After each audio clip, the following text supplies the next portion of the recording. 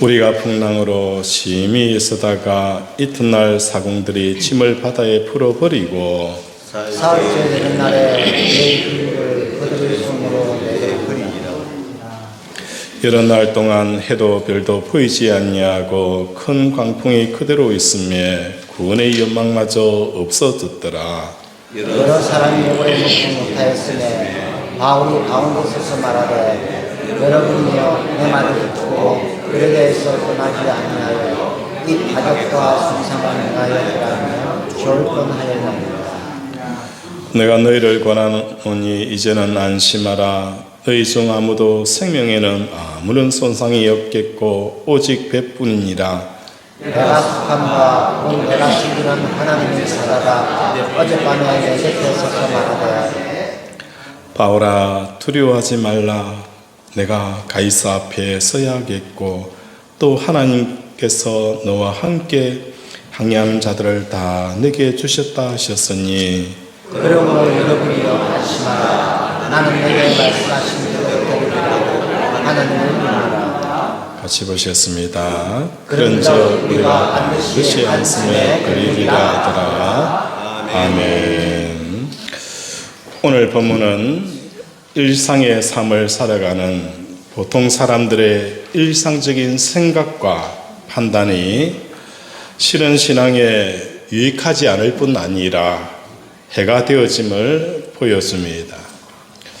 왜냐하면 너무나도 당연하고 지극히 상식적이고 평범한 생각을 하며 삶을 살아가는 사람은 하나님께 묻지 않습니다. 그래서 하나님의 생각을 받아들이지 않습니다. 여호수아 9장에 보면 기본 족속이 이스라엘과 화친하기 위해서 다가옵니다. 이스라엘 백성들은 묻지 않았습니다. 하나님께 묻지 않았습니다. 그들의 옷을 보니 저 멀리서 온 그런 행세가 그들의 옷에서 풍겨납니다. 그들이 보여주는 그 빵을 보면서 우리가 출발할 때에 구운 빵인데 이미 곰팡이가 썰었습니다. 우리가 얼마나 멀리서 왔는지 아시겠죠? 그래서 그들은 하나님께 묻지도 아니하고 그들과 화친의 언약을 맺게 되어지는 거예요. 이것이 그들의 올무가 되어진 것입니다. 뿐만 아니라 일상적인 삶 속에서 일상적인 판단을 해버리는 습관을 가진 사람들은 혹독한 고난의 과정을 겪었어야 나의 생각을 멈추고 하나님의 생각을 받아들이게 되어진다는 것입니다. 사도 바울은 호송을 하던 그 일행을 가이사에서 출발하여 북쪽으로 120km 떨어진 시돈에 도착하였습니다. 그곳에서 한참 머물다가 다시 특히 남부 지방 항구 도시로 가서 로마로 가고자 하였습니다.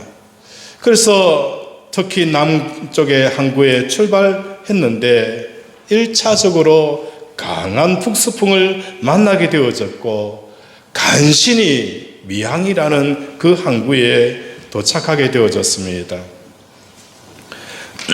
이곳에서 65km 떨어진 베니스로 가고자 하는데 순항하게 되어지면 반나절 정도면 가면은 이 베니스에 도착하게 되어지는 거예요. 당시 10월 초였습니다. 지중해 겨울 바람이 혹독하기 때문에 11월부터 3월 초순까지는 항해 자체가 금지가 되어져 있었어요.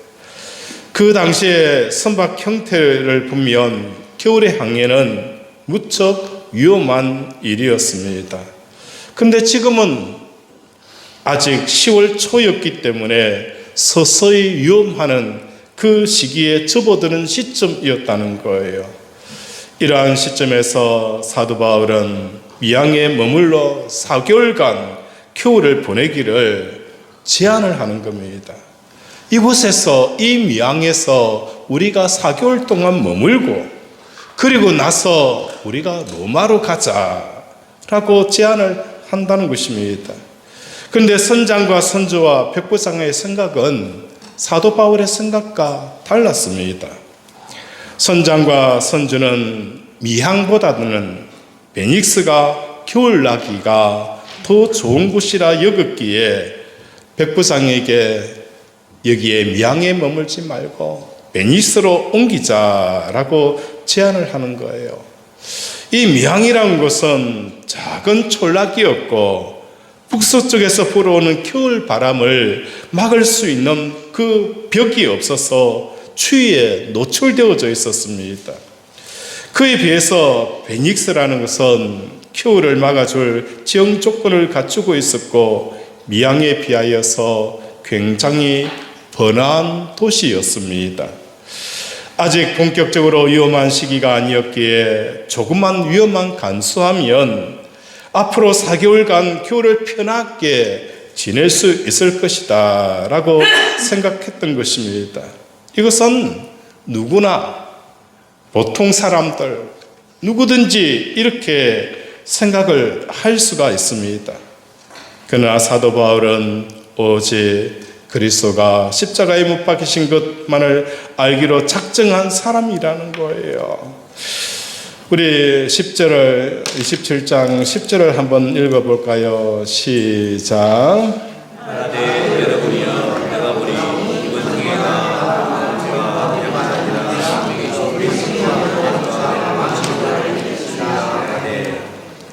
10절에 보면 말하되 여러분이여 내가 보니 이번 항해가 화물과 배만 아니라 우리 생명에도 타격과 많은 손해를 끼치게 하되라고 말씀하는 거예요. 이번 항해가 얼마나 많은 타격을 가져올 것인지에 대한 이야기들을 선주에게 하고 있다는 거예요. 사도 바울은 십자가만을 알기를 바라는 사람이었어요. 예수 그리스도 그분만을 알기를 원하는 이 사도 바울이 그의 눈에 뭐가 보이게 되어지는 거예요? 세상이 보이기 시작하고 세상이 들리게 되어지는 이 놀라운 역사가 일어나는 것입니다. 오늘 우리 사랑하는 권속들의 삶 가운데 십자가만을 바라보는 사람들에게 나타나는 이 놀라운 보임의 역사들이 저와 여러분 가운데 일어나기를 바랍니다. 아멘. 그러나 백부장들과 선주들은 작은 위험 때문에 겨울의 불편함을 감수하는 것이 상식적이지 않다라고 여긴 거예요. 그래서 미항을 출발하여서 남풍을 만나서 순조롭게 항해를 시작하게 되어진 것입니다. 그런데 그네대성 가운데로부터 유라굴라 광풍이 불어서 배를 몰아가기 시작합니다. 결국 사도 바울의 일행이 탄 배는 해도 달도 별도 보이지 않는 흑암 속에서 14일을 휩쓸리게 되어집니다. 본문 17절에 보면 스루디에 걸릴까 두려워하여 연장을 내리고 그냥 쫓겨가더니 라고 표현이 되어져 있어요. 여기서 스루디라는 이 표현은 지중해 연안에 존재하는 모래톱으로서 배가 한번 걸리면 빠져나올 수 없는 그곳입니다. 그래서 스루디에 걸릴까 두려워하여서 배를 가볍게 하기 위해서 실었던 그 모든 짐과 배의 기구들까지 다 버리게 되었습니다. 그러나 이렇게까지 하고서도 그들은 정말 생존하기가 어렵다라는 판단을 하게 되어지는 거예요. 그래서 20절에 보면 구원의 연망마저 없어졌더라라고 말씀합니다. 모든 사람이 더는 살 길이 없다라고 확신할 지경에 이르게 되어진 거예요. 그런데 여기서 중요한 것은 그 살 소망이 없는 그때부터 선주와 백부장들이 뭘 경청하게 되어지는 거예요? 사도 바울의 말을 듣기 시작한다는 것입니다. 이 사건을 통해서 사도행전은 우리에게 무엇을 전하려고 하는 메시지가 무엇입니까? 이들이 베닉스로 가겠다라는 이 생각은 특별히 재질적이고 고약한 것 아니잖아요. 누구든지 이 미항에서 머무는 것보다는 베닉스에 가서 큰 도시에 이 북서풍을 막아주는 그런 번화한 도시에서 4개월 동안 지내는 것이 무슨 재질이 깊고 하나님 보시기에 악한 것이냐? 전혀 그런 것이 아니에요. 그저 우리가 평범하게 살아가는 일상 속에서 주어지는 생각들이라는 거예요. 일상을 살아가는 모든 사람에게 있어서 나의 생각은 너무나도 당연하고 자연스러운 거예요. 무엇이 문제입니까? 무엇이 문제가 되어져서 그들은 이 생명의 위협을 느끼게 되어지는 이유가 무엇 때문일까? 그것은 다른 게 아니에요. 쉬지 않고 계시는 하나님의 생각을 받아들이지 못하게 하는 그 원인 때문이라는 거예요. 우리는 우리 일상생활 속에서 늘 가지고 있는 이러한 생각들과 이러한 판단들과 이런 행위들은 하나님께 묻지 않아요. 왜? 늘상 그렇게 해가지고 왔기 때문에. 더 나아가서 미항에 머무는 것보다도 베니스로 이주하여서 그곳에 편하게 지내는 게 뭐가 문제냐? 하나님 보시기에 무슨 악한 짓이냐라고 생각할 수 있을 그런 당연한 일상적인 생각이에요. 그런데 이게 문제가 되어지는 게 뭘 말하는 겁니까? 일상적인 생활 속에서 우리는 하나님께 묻지를 않는다는 거예요. 묻지를 않게 되어지니까 일상적인 생활은 하나님의 생각을 듣지 않게 하는 방해 요소로 작용하더라는 겁니다. 여호수아 9장처럼 그들은 일상적인 삶들 가운데 하나님께 묻지 않고 선택함으로 인생의 올무가 걸리게 되어지는 이런 결과를 가져왔다는 것입니다. 두 번째로는 일상을 살아가는 모든 사람에 있어서 나의 생각은 뭘 한 거예요? 당연하게 여기는 이것이 오늘 사도행전은 우리에게 주시는 메시지라는 것입니다. 두 번째 메시지는 나의 생각이 없어지기 위해서는 얼마나 지독한 과정이 필요한지를 보여줍니다. 14일 동안 광풍과 파도로 인하여서 피해탄 모든 사람들은 제대로 먹을 수가 없었습니다. 살기 위해서 배의 모든 짐과 기구들을 버렸지만 끝내 죽고 말 것이다 라는 이 두려움에 사로잡히게 되어지는 거예요. 그럴 때에 그들에게 하나님이 갖고 계시는 생각들을 받아들이게 되어지는 것입니다. 우리는 이로부터 예수님의 십자가를 연상하게 되어지는 거예요. 본문은 십자가 3을 구체적인 내용을 우리에게 제시하고 있는 거예요. 십자가를 지고 간다는 것, 자기를 부인하고 자기 십자가를 지고 간다는 게 뭘 말하는가? 그것은 14일 동안 광풍과 파도로 인하여서 배에 탄 모든 사람들이 제대로 먹지 못하는 거예요.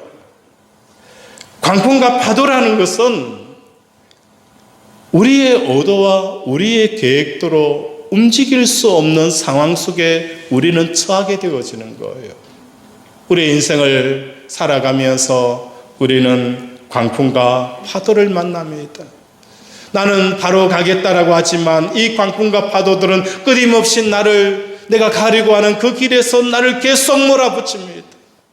어떤 경우에는 이때까지 왔던 그 길을 다시 돌아가서 원점으로 돌아가게 만듭니다. 이런 수없이 많은 경험을 하면서 우리는 살기 위해서 벌어두었던 모든 짐들과 그 모든 돈들과 모든 기구들을 버렸지만 이 인생의 문제들을 해결할 수 없다는 이 절망감을 경험하게 되어집니다. 그때서 비로소 어떤 일을 하게 되어지는 거예요? 하나님이 갖고 계신 생각을 들으려고 우리의 길을 열게 되어진다는 거예요. 이게 십자가의 길을 가는 사람들에게 나타나는 신앙의 과정이라는 것입니다. 내가 주님 안에서 죽었음을 고백하는 것은 사도 바울이 탄 배를 탄 것과 같은 상황이며 같은 경험을 겪는 것과 똑같다는 것입니다. 흑암과 광풍과 파도에 시달리며 14일간 굶주리며 죽음을 맛보는 모든 과정이 예수님의 십자가 사건 안에 들어가 있다는 것입니다. 하나님께서 말씀을 듣고 명예에 머물기를 제안하였던 사도 바울은 날마다 십자가에 죽은 자임을 자처하는 사람이었습니다. 나의 생각에 대해 죽었기에 하나님의 생각을 들을 수 있었다는 것입니다. 오늘 우리 사랑하는 권속들의 삶, 형편과 상황은 저는 잘 몰라요. 그런데 십자가에서 내가 예수님과 함께 죽게 되어지면 우리에게 주시는 이 하나님의 생각이 어떠한가를 여러분이 경험하기를 원합니다. 하나님의 생각이 어찌 그리 보배로운지요. 하나님의 생각이 어찌 보배로운지요 라는 이 놀라운 경험들을 여러분의 삶의 현장 속에서 경험하기를 원합니다. 이 경험은 십자가에서 죽어본 자들만이 누리게 되어지는 하나님의 놀라운 은혜라는 것입니다. 요셉은 이런 경험을 했습니다. 형들이 자기를 배반하고 팔아버렸습니다. 형들이 자기를 배반하고 팔아버렸던 그 요셉은 형들을 만났을 때에 뭐라고 표현하는 거예요? 형들은 나를 해하려고 하였지만 하나님께서는 이 모든 것을 뭘로 바꾸셨다는 거예요? 선으로 바꾸셨다라고 말씀하는 겁니다. 이처럼 하나님의 생각들은 오늘 우리 삶의 그 깊은 절망 속에서 우리에게 뭘 하게 하는 거예요? 찬양을 하게 하는 거예요. 하나님께서는 우리가 보고 듣고 느끼는 이 상황에 대해서 찬양케 하고 하나님 앞에 감사케 하는 역사가 일어나는 겁니다. 바울과 실라도 마찬가지였어요. 빌립보 감옥에서 피 터지게 맞아 죽어가는 이 순간에 바울과 실라는 무엇을 본 겁니까? 하나님께서 이 사건 가운데 역사하시는 그 하나님을 바울과 실라는 보게 되어진 거예요. 보게 되어지니까 하나님께서 역사하시고 우리와 함께 하시는 이 사실을 보니까 그 감옥 속에서도 바울과 실라는 하나님께 기도하고 찬양하였더라. 이 기도와 찬양이 바울과 실라의 그 갇혀있는 옥문을 열고 그 발에 사였던 족쇄를 끊게 되어지는 놀라운 기적의 역사가 일어나게 되어진 거예요. 오늘 여러분의 상황과 형편은 저는 잘 몰라요. 하지만 십자가의 삶을 살아가는 여러분들에게 주어지는 하나님의 놀라운 그 생각들과 하나님의 지혜들과 하나님의 권세들은 여러분의 인생을 완전히 다르게 바꾸어 가실 것입니다.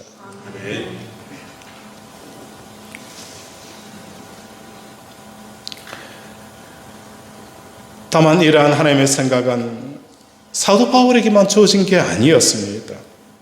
사도 바울과 같은 배를 탔던 모든 사람에게 하나님의 생각을 동일하게 주어지고 있습니다.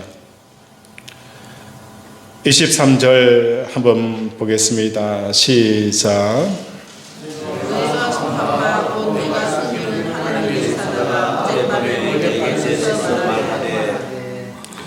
내가 섬기는 하나님의 사자가 어젯밤에 내 곁에 서서 말하되 라고 말씀합니다.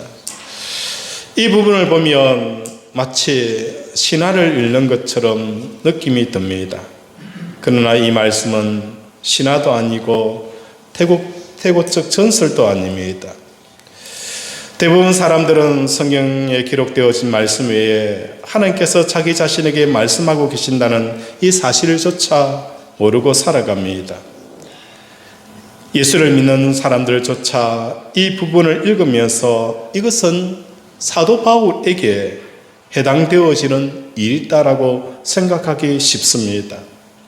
하나님께서는 한순간도 빠짐없이 누구에게나 말씀하고 계십니다.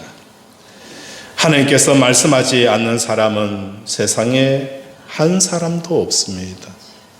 단지 하나님의 말씀을 듣지 못할 뿐이라는 것입니다. 그렇다면 하나님의 말씀을 듣지 못하게 하는 다른 말씀의 정체가 무엇인지 생각해 보고자 합니다.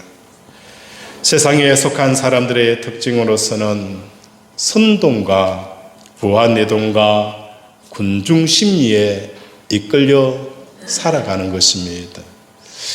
나는 내 자신에게 나의 이야기를, 나의 언어를 이야기한다 하지만 내가 뱉고 있는 이 언어들은 내 언어가 하나도 없습니다. 심지어 우리 자녀를 향하여서 너 공부 못하면 빌어먹어, 이 이야기도 내가 말하고 있지만 내 이야기가 아니잖아요. 내 아버지를 통해서 들은 거예요. 네가 공부하지 않으면 빌어먹으니까 열심히 공부해라. 이 이야기는 내 아버지를 통해서 들었지만 내 아버지는 또 내 아버지를 통해서 들은 거예요.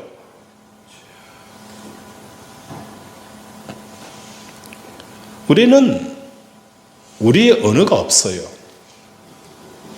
돈 없으면 못 산다더라. 누구의 언어입니까? 내 언어처럼 들리지만 이것은 세상의 언어라는 거예요. 돈이 없어도 얼마든지 잘 사는 사람들 많이 보았어요. 오히려 돈이 있는 사람들이 더 인생을 잘못 살더라는 거예요. 돈이 없으면 왜 못 산다라는 이 언어는 어디에서 나온 거예요? 세상의 언어라는 겁니다. 세상의 언어는 그 출처가 어딥니까? 바로 너의 아비가 마귀다라고 표현하고 있는 거예요. 마귀가 주는 언어를 가지고 오늘 우리는 남편을 만나고 아내를 만나고 가족을 만나고 자녀를 만날 때 계속 그 언어를 구사하면서 무엇을 하게 되어지는 거예요? 마치 저주의 언어를 말하고 있다는 겁니다.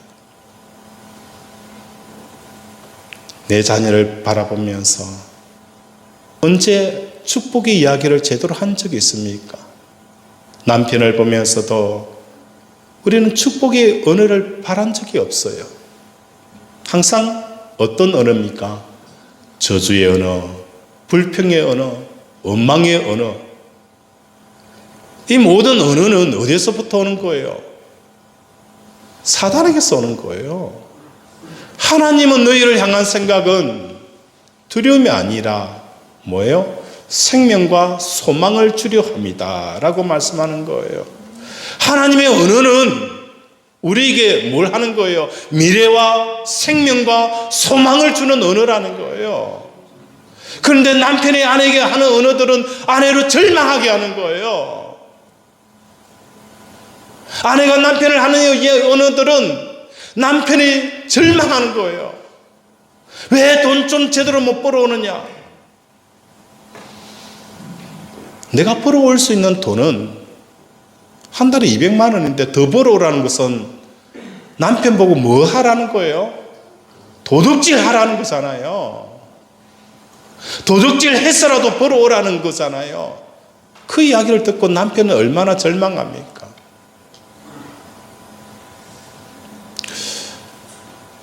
우리는 내가 하고 있는 이 언어가 하나님에게서 왔는지 세상의 그 끝자락인 사단에게 왔는지를 우리는 생각 없이 내뱉고 있어요. 보고 듣고 느끼는 그대로.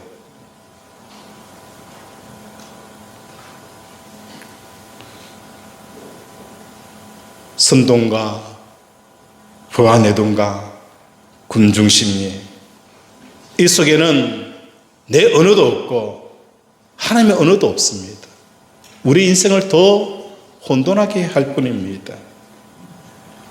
더 나아가서 하나님의 말씀을 듣지 못하는 것은 무엇입니까? 의학적인 지식과 과학적 지식 같은 객관적인 데이터에 근거하는 이 지식도 하나님의 음성을 듣지 못하게 한다는 겁니다. 의학적이고 과학적인 이 지식을 무시하라는 것은 아니지만 이것보다도 더 중요한 게 뭐라는 것입니까? 하나님의 말씀이라는 거예요. 사도 바울이 에베소에서 선교를 마무리하면서 그 밤 늦게 하나님 나라의 강론을 전파하였습니다. 너무 늦게까지 강론을 전파하니 유도고가 창문에 떨어져서 죽게 되어져요. 그때 사도 바울이 뛰어내려가 보니 이미 누가 의사가 진찰을 해보니까 유도고가 죽은 거예요. 그때 사도 바울은 주위에서 사람들이 유도고가 죽었다 웅성웅성 거릴 때에 이렇게 이야기합니다. 떠들지 마라. 떠들지 마라. 떠들지 마라. 생명이 그에게 있다 하고 말씀한 거예요. 이미 유도고는 의학적으로 죽었어요. 의학적으로 죽었기 때문에 사람들의 생각은 의학적인 끝이 났다라고 판결과 결론을 내려버립니다. 그러나 하나님의 사람들은 그 의학적으로 과학적으로 죽음이 끝나 있는 그 상황 속에서도 무엇을 들을 줄 알아야 되는 거예요? 하나님의 생각을 들을 줄 알아야 되는 거예요. 하나님께서 이 유두고를 통해서 역사하시고자 하는 하나님의 생각들을 사도 바울이 깨닫게 되어지는 거예요. 그러면서 그들에게 선포합니다. 유두고에게는 그에게 생명이 있다라고. 오늘 우리 성도들이, 오늘날 믿음의 성도들이 너무 영적으로 연약해져 있는 걸 보게 되어지는 거예요. 왜 연약해져 있는 이유가 다른 게 아니에요. 너무 일상적이고 보편적인 삶 가운데 하나님께 묻지 않기 때문에, 하나님의 음성을 듣지 못하기 때문에 일상생활 속에서 늘 믿음에서 깨어진다는 거예요. 우리가 무시해버렸던 일상적인 생각들, 일상적인 패턴들, 그 속에는 하나님께서 음성이 들어올 수 있는 그 공간 자체가 없다는 겁니다. 마치 무엇과 같은 거예요? 하나님 나라를 씨 뿌린 비유를 통해서 우리에게 말씀합니다. 길가 밭 같다는 거예요. 사람들이 그 길가 밭에서는 발로 밟고 가기 때문에 땅이 굳어지고 또 굳어져서 어떤 씨를 뿌리더라도 자라지 못한다는 겁니다. 오늘 우리의 일상적인 그런 판단들과 행동들과 말들이, 보고 듣고 느끼는 것들이 오늘 우리의 심령을 길가밭을 만들어 버리는 거예요. 하나님의 말씀이 들어와서 자라지 못하게 한다는 겁니다.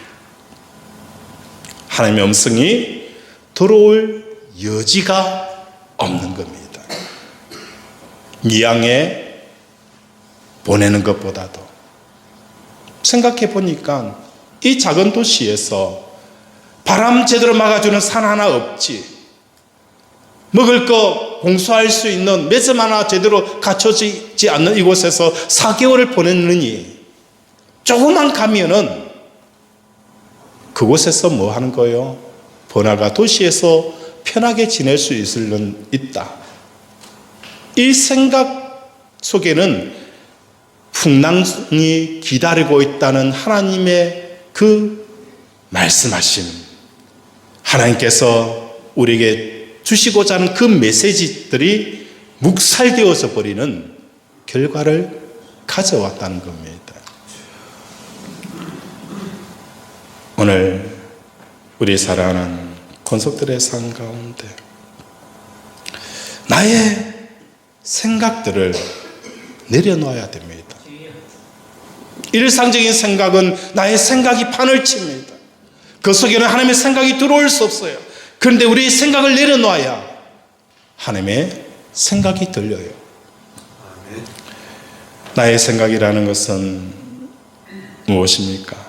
나의 생각이라는 것은 나 자신에게 주는 말씀입니다. 그러므로 내가 생각하는 동안 내가 끊임없이 말씀하시는 하나님의 음성을 듣지 못하는 이유가 바로 여기 있는 거예요. 나의 생각은 나 자신에게 주는 말씀과 같은 거예요. 그래서 하나님의 말씀이 들려오지 않는다는 것입니다.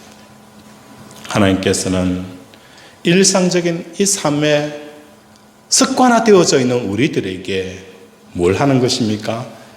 유라구라 광풍을 겪게 함으로 이제 내 생각을 멈추게 하고 하나님의 생각을 들으려고 하는 이 마음의 자세로 우리를 이끌어 가신다는 겁니다. 이게 뭡니까? 십자가 안에서 이루어지는 거예요. 하나님의 생각을 듣기까지 우리 얼마나 많은 그 14일이라는 그 암흑과 달과 별과 그 모든 것이 보이지 않는 그 긴 터널 속에서 죽을 것 같은 이 아픔들을 경험하는 거예요. 우리 오늘 간증한 집시연 집사님을 우리 교회 올 때부터 유심히 옆에서 지켜보고 또 함께 기도한 자매가 우리 지시연 집사님이세요.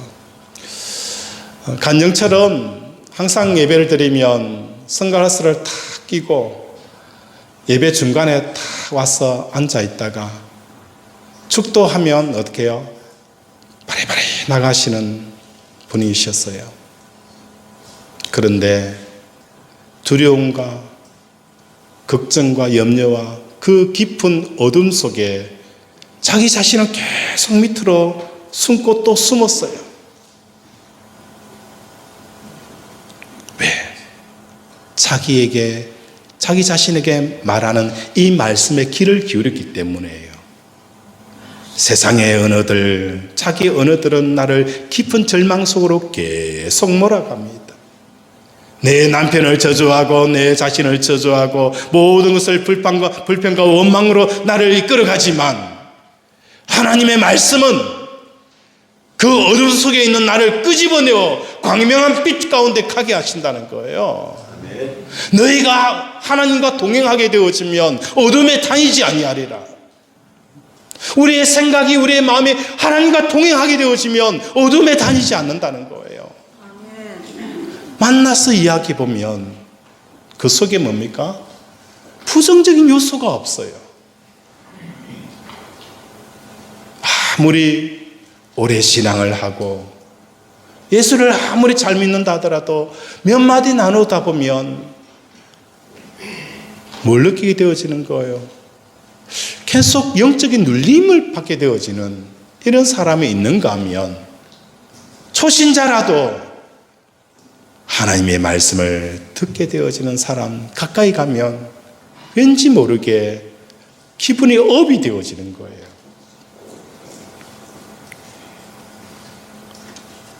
오늘 우리 사랑하는 권속들의 삶 가운데 이런 삶을 살아가기를 바랍니다. 또 나아가서 지금 나를 내려다보고 계시는 하나님 앞에서 스스로 생각한다는 것이 어떤 의미를 갖는지 제대로 이해했으면 좋겠습니다. 하나님께서는 창조주시며 주권자이십니다. 살아서 우리와 함께 하시며 우리를 사랑하시며 우리 모든 삶의 순간순간마다 생각하시는 분이 우리 하나님이십니다. 그러하신 하나님 앞에서 내 인생을 계획하고 걱정하고 염려하고 무엇을 먹을까 무엇을 입을까 초제하고 두려워 떨고 있는 내 모습을 하나님이 보신다면 마치 뭐가 같이 보이는 거예요? 광기 어린 내 자신을 보는 것과 같다라고 보는 겁니다. 내가 해야 하는 일은 이 광기를 멈추는 겁니다.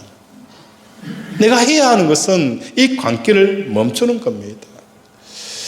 예수님께서 그라사 광인을 치료하시는 것을 볼 수가 있어요. 여러분, 이 그라사 광인에 대한 모습을 보면서 저는 제 자신이 떠올라요. 나는 이 그라사 광인과 같은 자라는 것. 내가 가지기 위해서 얼마나 미쳐가고 있는지, 내가 소유하기 위해서 내가 얼마나 미쳐가고 있는지, 그리고 사람 때문에 오는 그 상처, 아픔 속에서 내가 얼마나 깊은 상처 속에 빠져 있는지. 그라사 광인의 귀신이 들렸다는 이 표현은, 이 귀신은 아무에게나 들어가지 않아요. 귀신은 어떤 사람에게 귀신이 들어가는 거예요? 깊은 상처가 있는 사람에게 귀신이 들어갑니다. 또한 귀신은 어떤 사람에게 들어가는 거예요? 귀신의 성향과 내 속에 비슷한 성향이 있을 때에 귀신이 들어오게 되어진다는 거예요. 다시 말해서 그라사 광인은 이미 귀신이 들어가지 않더라도 미쳐있는 자의 삶을 살아가는 사람이 그라사 광인이라는 겁니다. 사람 때문에 배신당하는 이 고통, 내가 제대로 가지지 못하였기 때문에 무시당하는 이 상처들, 이것들이 오늘 우리를 마치 귀신은 들리지 않았지만 미쳐가는 광인으로 나를 만들어 간다는 겁니다. 오늘 우리는 광기를 멈추기를 원합니다. 내가 광기를 멈출 수 있는 이유는 다른 게 아니에요. 하나님이 나를 사랑하신다는 것, 나의 모든 것을 아신다는 것, 나의 필요에 대해서 우리 하나님이 채우신다는 것, 내가 무엇을 힘들어하고 무엇을 고통하고 있는지 그 부분을 우리 하나님이 모르시는 것이 아니라 보시고 계신다는 것, 알기 때문에 나는 더 이상 하나님의 생각과 내 생각이 겹치기를 원치 않는 겁니다. 내려놓는 겁니다. 이제 저는 하나님만 생각하겠습니다. 그럴 때에 사도 바울에게 보였던 것처럼 이 미항에서 머물러라. 이 미항에서 머물러라. 베트남인 선주보다도 뱃사공보다도 훤히 이 바다의 세계를 능히 있게 뚫을 수 있는 그 영적인 눈이 사도 바울에게 생긴 거예요. 뿐만 아니라 이 이후의 사건에 어떻게 되어질 것인가에 대한 영적인 눈도 선주나 뱃사공들이 가진 게 아니에요. 십자가에서 내일 죽기를 원하는 그 사람들에게 하나님께서 세상이 어떻게 돌아가는지를 그들에게 보여주신다는 거예요. 이런 삶을 살아가는 성도들이 되어지길 원합니다. 세상 사람들보다 조금 더 경쟁력 있는 것을 갖추기 위해 한 자 더 보고 하나 더 가지고 그거 가지고 세상을 이길 수 없어요. 우리는 오히려 세상에 대해서 죽을 때에 하나님께서 주시는 이 세상의 모든 역사들과 운행과 그 비밀들을 그의 택한 자들에게 보여주시는 이 은혜로 세상을 이겨가는 저와 여러분이 되어지기를 주님의 이름으로 축원을 드립니다. 말씀을 생각하며 함께 기도하기를 원합니다. 하나님, 우리는 아무 생각 없이 일상적으로 판단하고 보고 듣고 느낀 대로 일상적으로 생각해버리는 그 일상성이 하나님의 음성을 듣지 못하고 하나님께서 우리를 향한 계획을 발견하지 못하게 되어집니다. 이러한 일상성들을 하나님 앞에 회개하고 어느 순간마다 하나님께 묻는 우리들이 되게 해달라고, 그리고 하나님이 주시는 이 하나님의 은혜를 통해 세상을 이겨가는 우리들이 되게 해달라고 이 시간 주여 한번 부르면서 함께 기도합니다. 주여, 아버지 우리를 생각해 주시옵소서. 아버지 우리를 긍휼히 여겨 주시옵소서. 아버지 늘 묻지 아니하고 일상적으로 판단해버리고 아버지 주여 아무 생각 없이 반응하였던 이것에 대해서 우리가 얼마나 영적으로 유익하지도 아니하고 오히려 이것이 올무가 되어져 버리는 것을 보게 되어집니다. 하나님 오늘도 아버지 우리의 심령 속에 세상의 언어가 아닌 하나님의 언어를 구사하는 우리 권속들 되게 도와주시옵소서. 우리를 불쌍히 여겨주시옵시고 우리를 긍휼히 여겨주시옵소서. 아버지 하나님께서 아버지 나를 지키고 보호하시며 함께 하시는 것을 보면서 아버지 내가 그 하나님 앞에 얼마나 아버지 내가 두려워 떨고 아버지 것에 대해서 아버지 회개하며 아버지 하나님 앞에 나아가는 우리 권속들 되게 도와주시옵소서.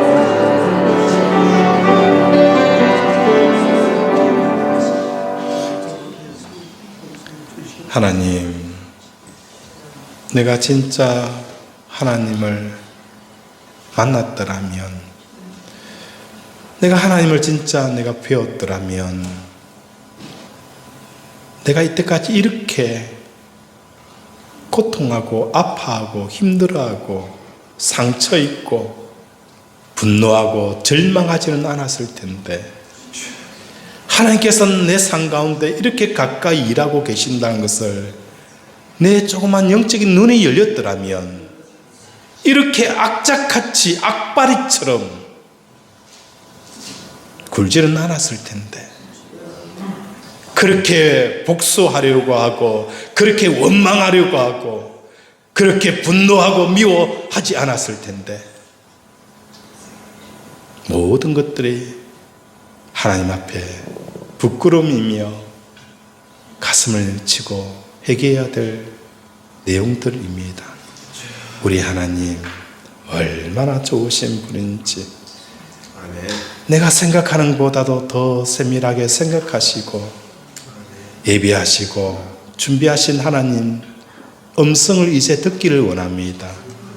하나님, 내 한 발, 내 생각 하나하나, 내 감정 하나하나 품기까지 이제는 아무 생각 없이 생각하였고 아무 생각 없이 마음을 품었던 이것들을 내려놓고 이제 하나님의 생각을 구하고 하나님의 마음을 구합니다. 하나님, 이 생각과 마음을 통하여 인생 넉넉하게 이기며 기뻐하며 사는 우리 권속들 되게 도와 주시옵소서. 아픈 곳에 손을 얹습니다. 그가 찔림은 우리의 허물 때문이요 그가 상함은 우리의 죄악 때문이라. 그가 징계를 받음으로 우리는 평화를 누리고 그가 채찍에 맞음으로 우리는 나음을 받았도다. 나의 영혼이 죄 사함 받은 것처럼 나의 육신의 모든 허물과 죄도 사함 받았음을 예수 그리스도 이름으로 선포하노라. 아멘. 예수 그리스도 이름으로 명한다. 암덩어리는 녹아져 내릴지어다. 내부종은 치유될지어다. 우울증, 조울증, 갱년기, 부인불면, 불안증, 관절염, 피부병, 아버지 예수 이름으로 명하노니 깨끗하게 치유될지어다.